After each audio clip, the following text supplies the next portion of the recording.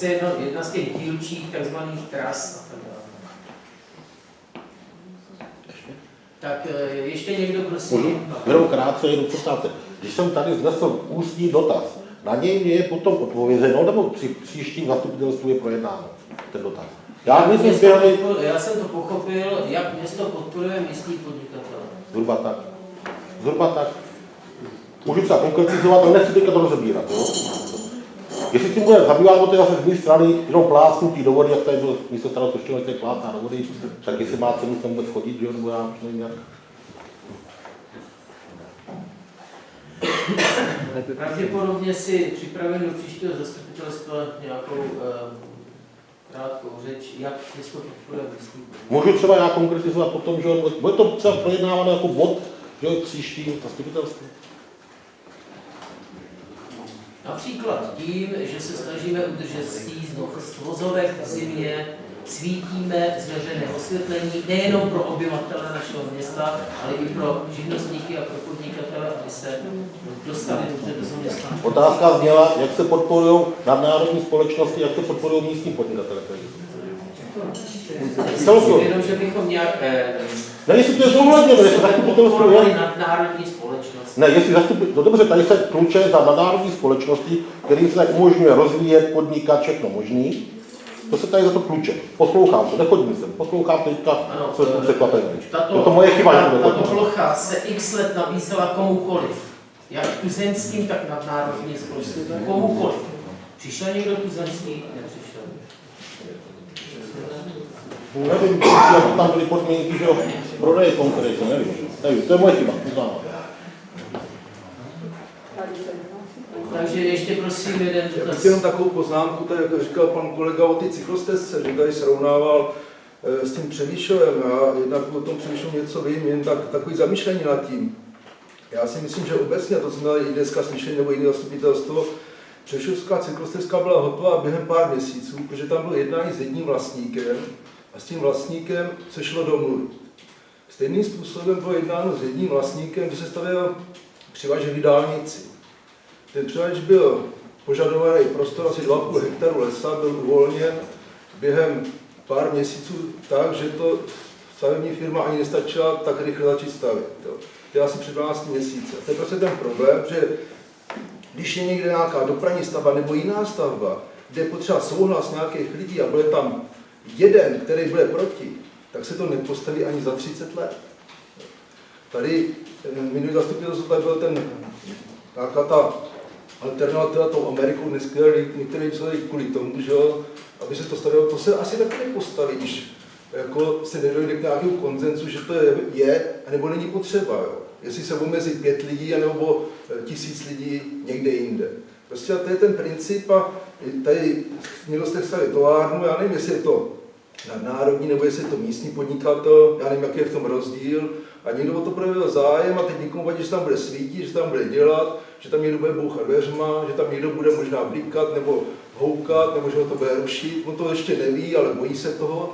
A tak radši se prostě nebude dělat nic a dopadne to jako v Opatovicích přes lety, protože to je můj obor, tak jim tam měla taky stavět nadnárodní společnost velký komplex na zpracování dřeva, na tu přidanou hodnotu, o které jste dneska hovořil.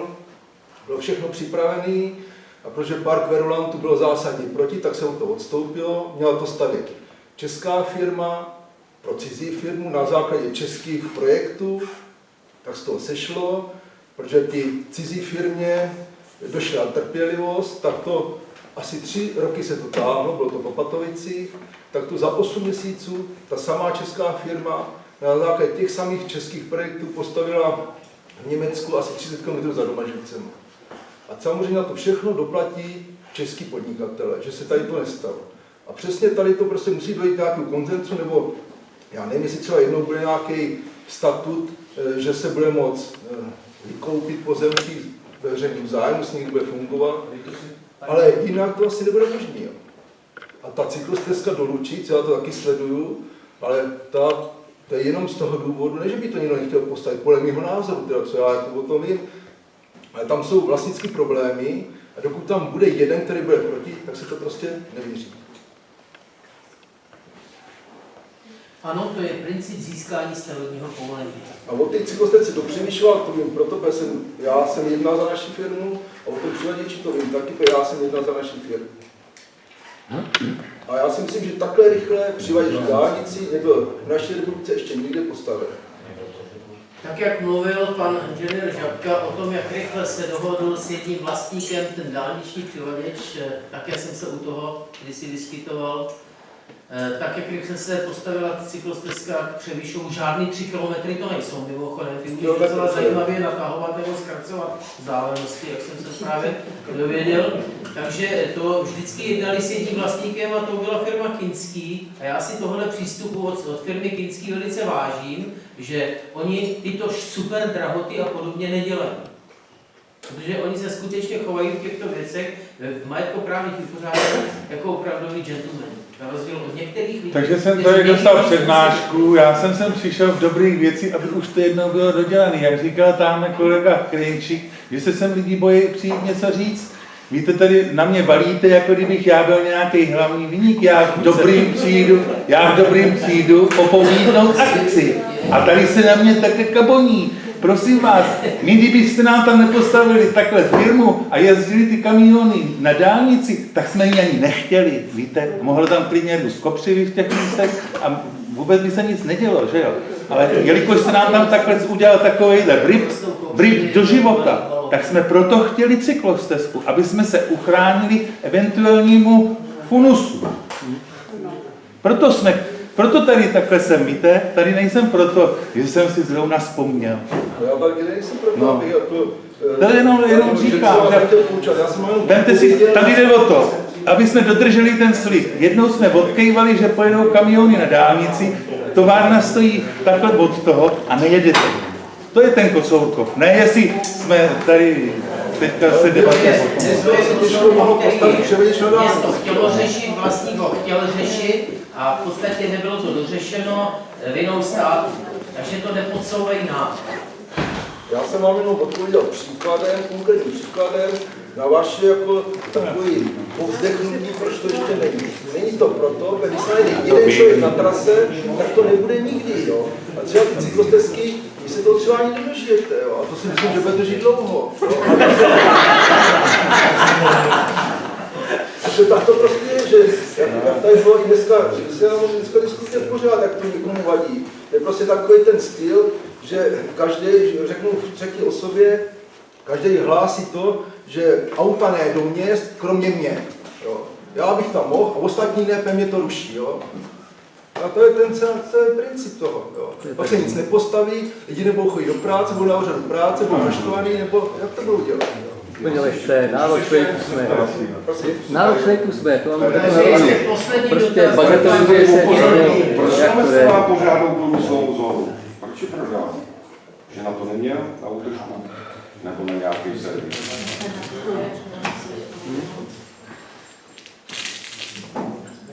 Město prodalo to, co nabylo od vojáků, jestliže tam někdo zkrachoval, znovu přišel a tak dál, to už si žije vlastním životem. Nechali jsme si tam silnici, která spojuje tedy tu lokalitu ještě s Lučicema, s Lišicema, s Lišičkama a v podstatě, když tehdy před těma x lety přicházeli, byla na to určená komise, která tyto nabídky vyhodnocovala a prodávala. Na to prodávalo. Je mnoho různých moderních průmyslových zón i jinde v republice, kde se záměry povedly, kde se také nepovedly a tak dále. Za příklad se dává Nový Bydžov, jak to tam má úžasně daný, tu průmyslovou zónu, já to dostávám také od lidí tady, jakže v Bydžově ty firmy mohou stavět a tak dále. Odpověď je, no, protože to mají tady takto dáno, jezdí to na Chlumec a přes Chlumec. To tež by vám řekl pan starosta z Nepolisy. I oni se těší na to Nepolisy, třeba, že jednou bude ten obchvat, aby tyhle ty auta nejezdily přes ně. Jako vám, jako kteří to neustále kritizujete, je úplně jedno, že třeba, i když jsme se zbavili díky dálnice toho obrovského, ty obrovské zátěže až 31 000, a to bylo tehdy, to bylo před 8 lety, 31 000 aut. Dneska, kdyby dálnice nebyla, Kdyby zase vystupovali lidi, jako vystupují dneska někteří lidi, že přes země vlak nepojede, tak se ta dálnice v současné době už ani nedokázala postavit. Takže by dneska přes Chlumec jezdilo úhrnem možná až 40 000 aut za 24 hodin. A přes to centrum, kde do školy chodí děti, kde neustále, i když jsme se zbavili přes centrum města, tak jak jsme stále nepravidelnou pěticíkou křižovatkou, stejně přes nás přejede více než 10 000 aut za 24 hodin. Jo? Čili to je přes to náměstí a tak dále. Největší zátěž je odbydžování. Doprava stále ještě narůstá. A má tedy trvalé běžet podle představ některých lidí, kteří si nepřejou snést třeba dopravní zátěž o několik desítek automobilů, tak jen ať to jde do centra města. A když řeknete ne, tak to řešte jinudy, tak nikdo z vás nezná trasu, kterou byste to navrhli. Já ji neznám taky. Já mám 3 varianty. Ano. Takže ukončuji dnešní zastupitelstvo, sejdeme se o